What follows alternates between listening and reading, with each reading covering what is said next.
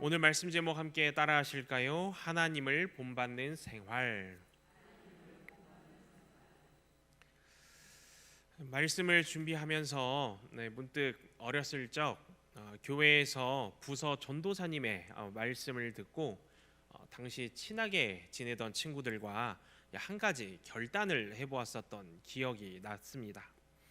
당시 전도사님의 말씀은 마귀에게 틈을 주지 맙시다 라는 오늘의 이 말씀과 같은 메시지였어요. 우리가 하나님께 집중하지 않으면 마귀의 유혹에 금세 무너지게 된다는 이 말씀이었습니다.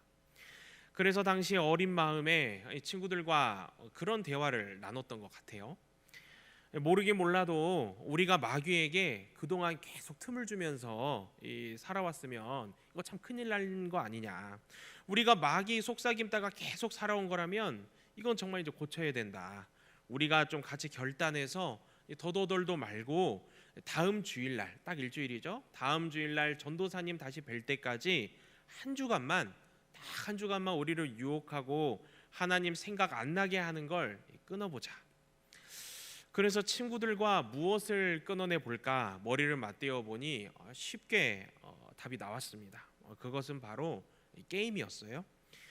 제가 목회자이지만 참 부끄러운 고백인 게 초등학교에서 중학교를 넘어가는 이 시기에 참 철없는 행동을 많이 했었습니다. 사춘기가 찾아오다 보니 친구들이 좋아지고 자꾸 이 꾀만 늘어가지고 어느 날 어느 순간 주일만 되면 부모님께서 주신 헌금을 교회에 올려드리지 않고 PC방 사장님께 헌금을 하고 있더라고요. 마음 한켠에 이 잘못됐다라는 것을 알면서도 끊지 못했던 이 나날들을 돌아보면서 마침 전도사님이 말씀의 이 불씨를 지펴 주셨겠다. 친구들도 다 같이 결단해 보자 하니 이 말씀대로 마귀에게 틈을 주지 말고 열심히 살아보자 외치며 헤어졌던 기억이 납니다. 그런데 글쎄요, 3일이나 지났을까요?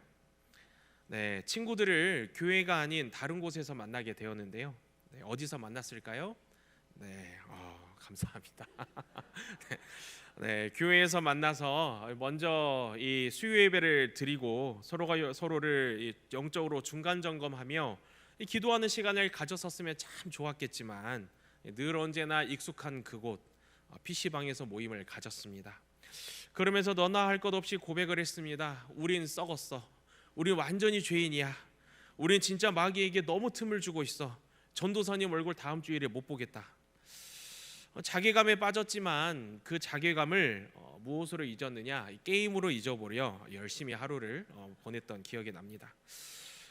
그리고 또다시 전도사님 말씀 듣고 결단하고 또 결단하고 마귀에게 틈을 주지 않으려 친구들과 다시 한번 결단했던 그 시간들, 한때 이런 철없는 모습조차 하나님께서 사랑하시고 품어주셔서 지금은 각자의 인생 속에서 훌륭한 믿음의 길을 걸어보려 애쓰는 친구들과 가끔씩 연락이 닿거나 하면 이때 일을 추억 삼아 이야기하곤 합니다.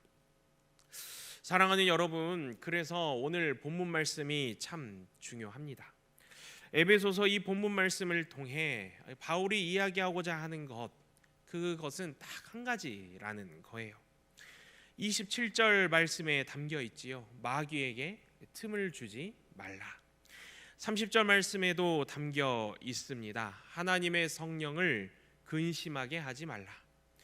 이것이 곧 무엇을 말씀하는 것입니까? 오늘 말씀 주제처럼 하나님을 본받는 생활 속에서 살아라. 이를 위해 단 한시도 마귀에게 틈을 주지 말아라 라는 것입니다. 그래서 바울이 권면한 바와 같이, 그리고 과거에 저에게 또 제 친구들에게 전도사님이 권면하셨던 것처럼 저도 이 시간 권면 드립니다. 마귀에게 틈을 주지 않기를 바랍니다.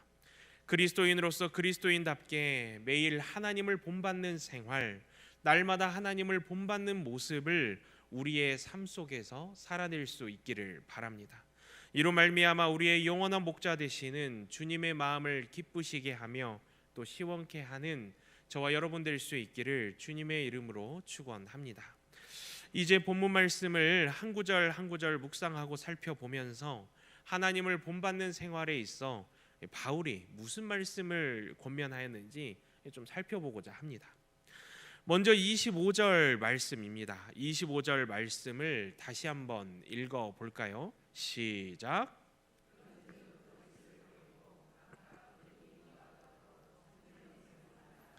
이는 우리가 서로 지체가 됨이라. 아멘.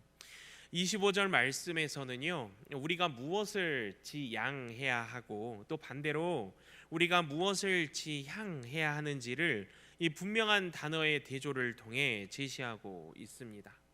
그 단어가 무엇인가요? 네, 거짓과 참된 것이죠. 바울은요, 우리가 거짓을 버릴 것을 권면합니다. 거짓과 관련된 말씀의 기록은요, 십계명 제9계명에서부터 기록되고 강조된 하나님의 말씀인 만큼 우리가 반드시 버려야 할 죄악된 모습입니다. 제9계명이 무엇입니까? 내 이웃에 대하여 거짓 증거하지 말라라는 말씀이지요. 그렇다면 여러분, 본문에서 기록된 거짓이란 어떤 범주까지 포함하는 의미의 거짓일까요?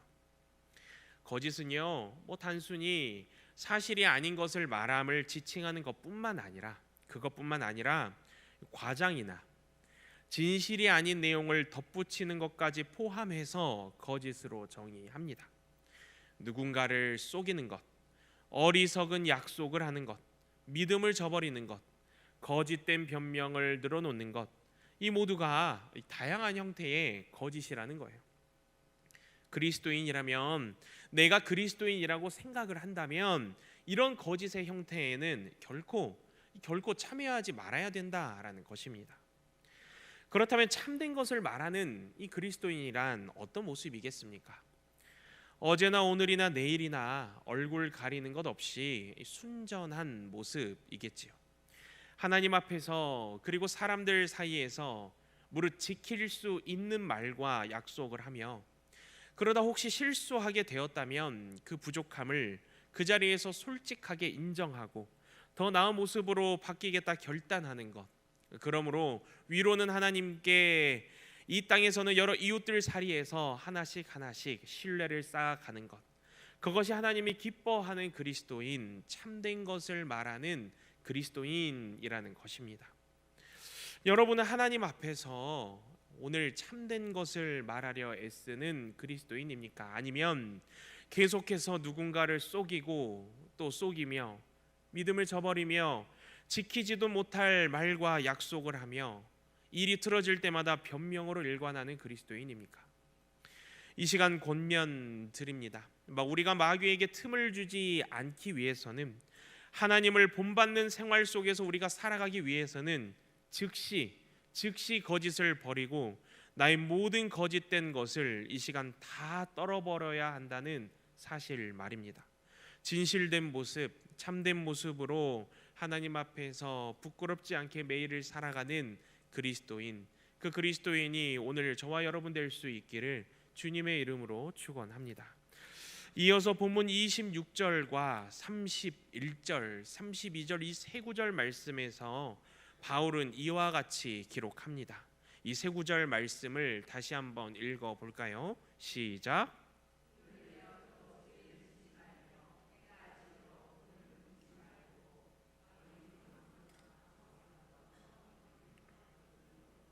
비방하는 것을 모든 악의와 함께 버리고 서로 친절하게 하며 불쌍히 여기며 서로 용서하기를 하나님이 그리스도 안에서 너희를 용서하심과 같이 하라. 아멘.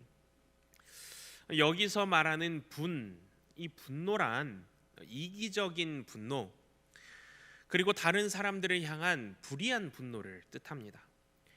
하나님과 다른 사람을 향한 이 사랑에 근거한 의로운 분노, 악에 대한 분노는 이 성경을 살펴보면 상황에 따라 용인되기도 하였지요. 마태복음 21장과 마가복음 3장을 예시로 살펴보면 예수님께서도 의로운 분노를 드러내셨습니다. 그러나 앞서 말씀드렸듯이 여기서 기록된 분노란 이기적인 분노, 다른 사람들을 향한 불의한 분노를 뜻합니다. 그렇기에 앞서 읽은 본문 세 구절 말씀에서도 25절 말씀과 마찬가지로 우리가 무엇을 지향하고 또 지향해야 할지를 분명한 단어의 대조를 통해 제시하고 있습니다. 이기적이고 불의한 분노로서의 노함, 분냄, 악독, 비방, 이러한 단어들은 우리가 지양해야 하는 것이고요.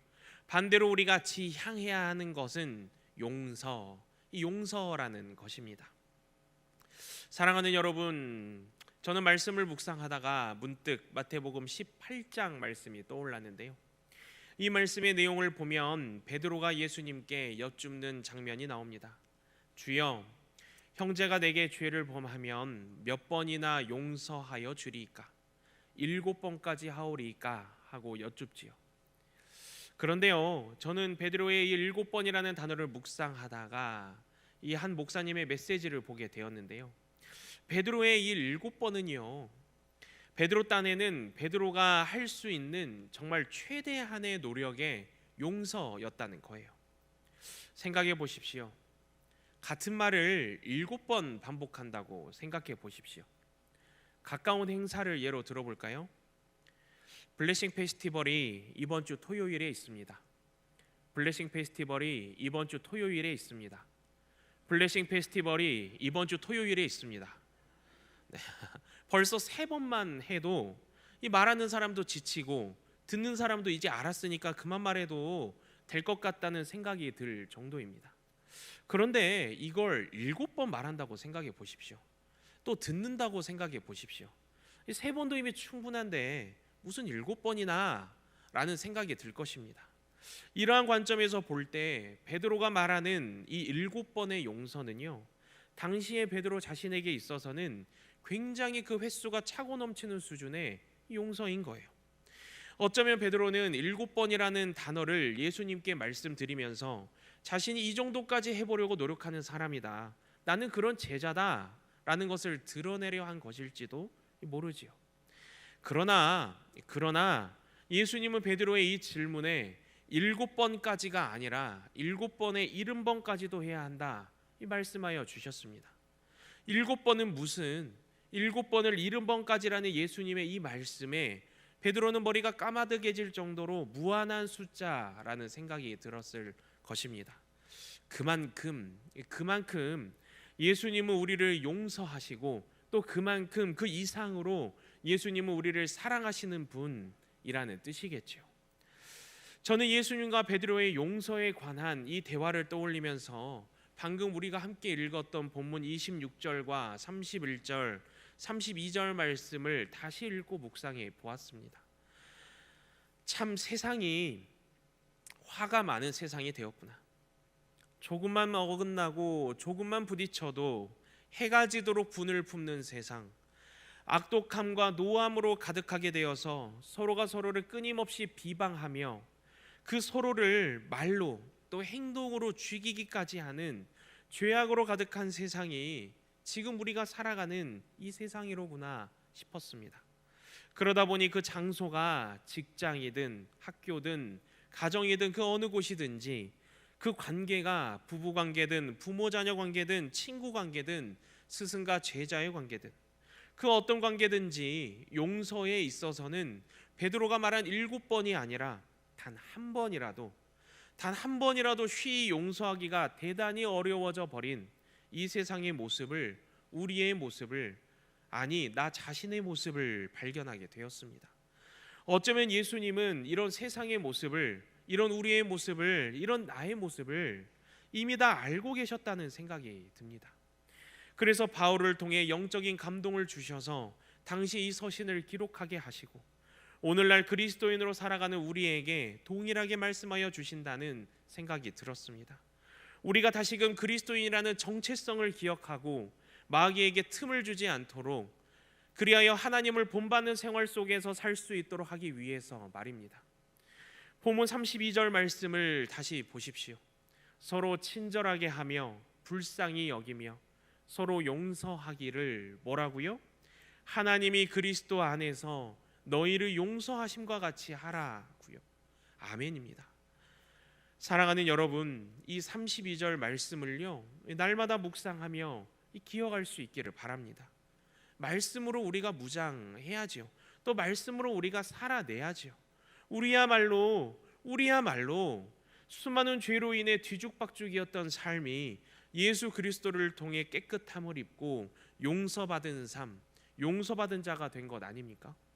하나님이 그리스도 안에서 우리를 용서하신 이 놀라운 사실을 잊지 말고 기억하며 우리 또한 해가 지도록 분을 품지 말고, 분을 내어도 죄를 짓지 말고 예수님 말씀 따라 7번에 70번까지도 용서하리라 각오할 수 있는 이 저와 여러분 될 수 있기를 주님의 이름으로 축원합니다. 다음으로 본문 28절과 29절 말씀에서 바울은 이와 같이 기록합니다. 28절에서 29절까지 말씀을 다시 한번 읽어볼까요? 시작.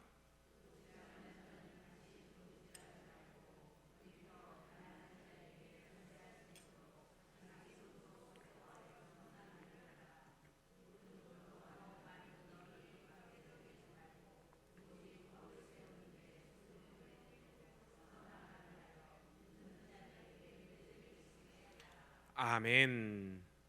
이 말씀을 통해 바울이 우리에게 권면하는 바가 무엇입니까? 우리의 언행, 우리의 말과 행동이 하나님을 본받는 생활 속에서 나타내어져야 한다라는 거예요. 이 두 구절 말씀 속에서도 우리가 무엇을 지향하고 또 지향해야 할지를 분명한 단어의 대조를 통해 제시되어 있음을 한눈에 확인할 수 있습니다. 28절 말씀에서는 도둑질과 구제라는 단어로, 29절 말씀에서는 더러운 말과 선한 말이라는 단어를 확인할 수 있지요.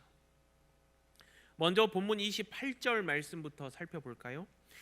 도둑질은요, 그 어떤 형태든지 이유를 불문하고 죄라고 말할 수 있습니다.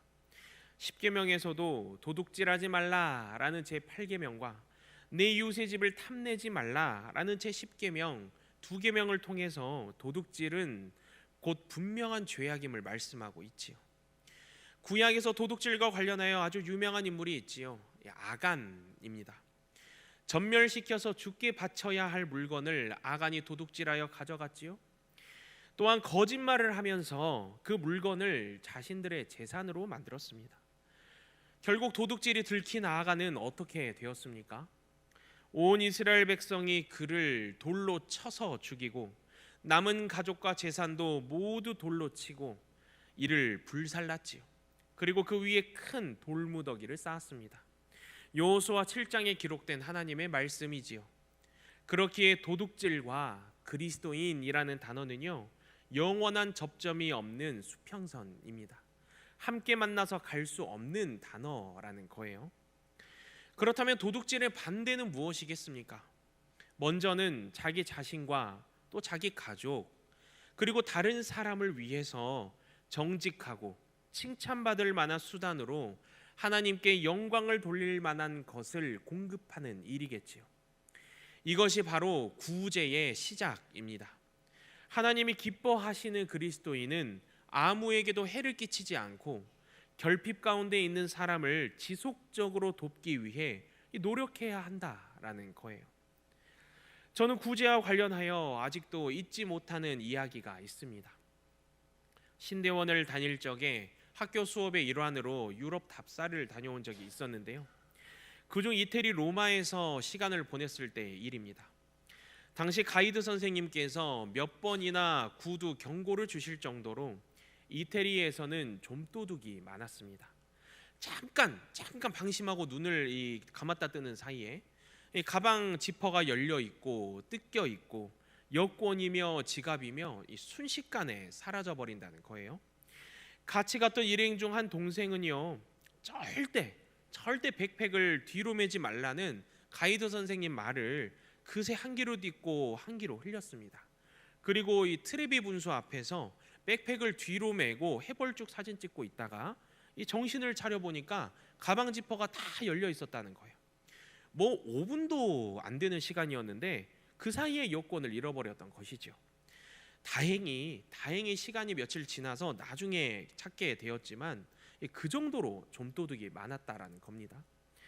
그러던 어느 날 가이드 선생님과 또 저희 가이드 그 버스 기사님과 일행 몇 분이서 앉아가지고 저녁에 호텔 로비에서 티타임 시간을 가졌는데요.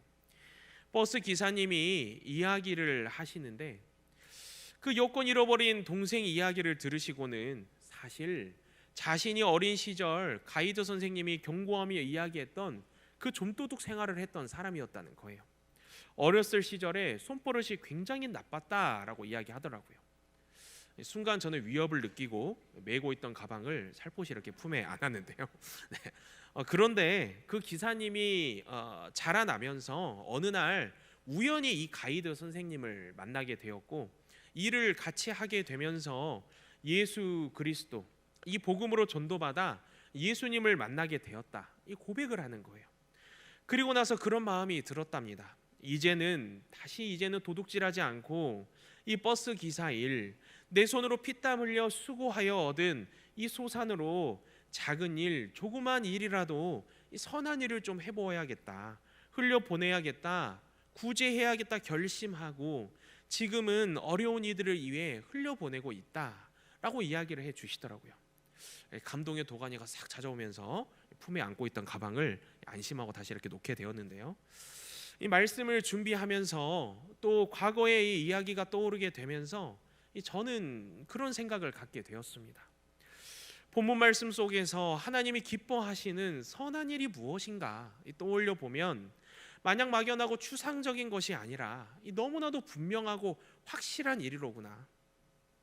자기 자신과 또 자기 가족 그리고 다른 사람을 위해 정직하고 이 칭찬받을 만한 수단으로 하나님께 영광을 돌릴 만한 것을 공급하는 일이겠구나.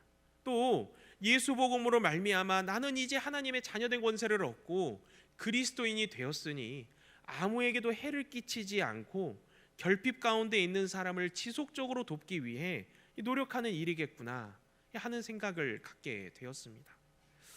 사랑하는 여러분, 이것이 하나님을 본받는 생활 속에서 살아가는 모습 아니겠습니까? 그리고 이것이 결코 마귀에게 틈을 주지 않으며 이것이 하나님의 성령을 근심하게 하지 않고 하나님의 마음을 기쁘시게 하는 모습 아니겠습니까?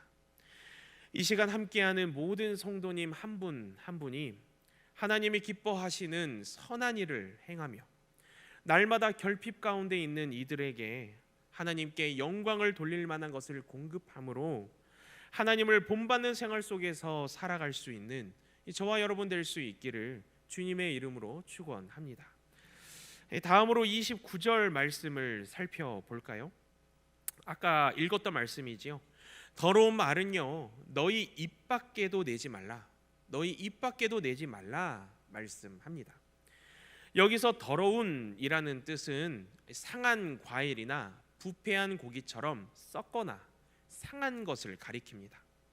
예수 그리스도를 따라 살아가겠다 결단하는 그리스도인의 입에서 말을 할 때마다 마치 상하여 쉬어버린 과일 냄새가 나고 또 부패하여 썩은 고기 냄새가 난다면 이것은 그리스도인의 삶과 전혀 어울리지 않는 모습이라는 거예요. 야고보는 야고보서 3장 말씀에서 이 더러운 말, 혀와 관련하여 그 내용을 자세히 기록합니다. 먼저 6절에서는 뭐라고 말씀합니까? 혀는 곧 불이요 불의의 세계라. 혀는 우리 지체 중에서 온몸을 더럽히고 삶의 수레바퀴를 불사르나니 그 사르는 것이 지옥불에서 나느니라 라고 말씀합니다. 이어서 8절에서도 이렇게 기록하고 있지요. 혀는 능히 길들일 사람이 없나니 뭐라고요? 쉬지 아니하는 악이요 죽이는 독이 가득한 것이라 라고 기록하고 있습니다.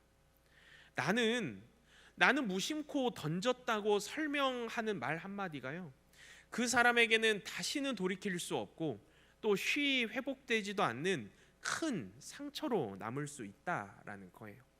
그만큼 큰 힘을 가진 것이 또 그만큼 큰 능력을 가진 것이 이 말이라는 것이죠.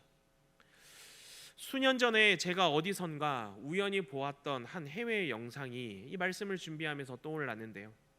가족 휴먼 다큐멘터리 느낌의 이 외국 영상이었습니다. 학원 모임 스케줄을 마친 자녀가 첫 장면에 나오는데 이 내용을 좀 보니까 이 학원을 마치고 어머니를 기다리는 것 같더라고요. 그런데 어머니가 그날따라 좀 픽업을 늦게 오시는 것 같았습니다. 보니까 3, 40분? 길게 잡아도 영상 느낌상 1시간 정도 그 자녀가 기다린 것 같아요. 어머니 차가 도착을 하였고 어머니가 사과를 합니다. 많이 기다렸지? 너무 늦었다고, 미안하다고 라고 하더라고요. 그런데 이 자녀가요, 어머니 차를 타서는 한다는 첫 소리가 엄마는 사람도 아니야, 엄마는 사람도 아니야 라고 한마디를 하더라고요. 그 자녀의 말을 듣고 어머니가 복받쳐서 펑펑 우시는 모습이 카메라에 담겼습니다. 그 이후로는 제작진도 촬영이 좀 어려웠는지 그 이후의 영상 내용은 저도 다 보지 못했는데요. 정말 10분 양보하고 또 양보해서 자녀 입장에서는 학원 끝나고 몸도 피곤한데 오랫동안 기다린 게 억울하고 또 짜증이 났을 수 있습니다. 배가 고팠을 수도 있겠지요. 그렇더라도 어머니가 그렇게 자녀를 위해 픽업을 직접 오시는 게 당연한 권리인 것은 아닌데 본인이 좀 기다려서 올라온 이 짜증나는 감정에 집중이 돼가지고 어머니를 향해 엄마는 사람이 아니야라고 하다니요. 자녀의 태도도 문제였지만 이 말 한마디가 사람의 마음을 이렇게 후벼파고 완전히 생채기를 낼 수 있는 것이로구나 싶었습니다. 그래서 오늘 본문 29절 말씀에서는요, 바울이 계속해서 강조합니다. 무릇 더러운 말은 뭐라고요? 입 밖에도 내지 말라라고 말입니다. 그리고 선한 말을 하라라고 합니다. 듣는 이들에게 은혜를 끼쳐야 한다라고 기록하고 있는 것이죠. 이를 위해 나는 그리스도인이라 말하는 우리는 무엇을 해야 하겠습니까? 그저 마음의 간단한 결심으로 어제까진 혹시 모를 더러운 말을 막 입 밖에 꺼내었더라도 이젠 하지 말아야지 정도로 맞춰야 하겠습니까? 아니면 어떻게 결단해야 하겠습니까? 우리는요 날마다 끊임없이 하나님께 기도해야 합니다. 무엇을 두고 기도를 해야 하겠습니까? 오늘 하나님, 내 입술을 통하여 표현되는 모든 것들이 덕을 세우는데 소용되는 말이 될 수 있도록 하나님께 맡기며 내 입술을 두고 기도해야 한다라는 거예요. 우리가 마귀에게 조금만 틈을 주게 되면 우리의 혀와 입술을 주님의 전지전능하신 이 권능에 맡기지 않으면 한날의 한순간 선한 말은 어디론가 간데없고 더럽고 추악한 말이 내 입술을 통하여 뱉어지고 또 뱉어질 수 있기에 우리의 이 입을 두고 우리의 이 혀를 두고 하나님께서 친히 다스리시도록 날마다 기도해야 한다라는 거예요. 그럴 때 우리가 하나님의 다스림으로 말미암아 비로소 마귀에게 틈을 주지 않으며 비로소 하나님을 본받는 생활 속에서 그리스도인답게 살아갈 수 있다라는 것입니다. 사랑하는 여러분, 우리의 혀와 입술을 두고 날마다 하나님께 기도할 수 있기를 바랍니다. 하나님께서 다스림으로 말미암아 친히 우리의 입술을 다스려 주심으로 말미암아 무릇 더러운 말은 입 밖에도 꺼내지 않고 내 입술을 통하여 표현되는 것들이 덕을 세우는 데 소용되는 말이 될 수 있도록 날마다 기도할 수 있기를 바랍니다. 이를 통해 듣는 이들에게 은혜를 끼치는 사람, 예수님의 언어의 품격을 물씬 낼 수 있는 사람, 하나님을 본받는 생활 속에서 살아갈 수 있는 사람이 오늘 저와 여러분 될 수 있기를 주님의 이름으로 축원합니다.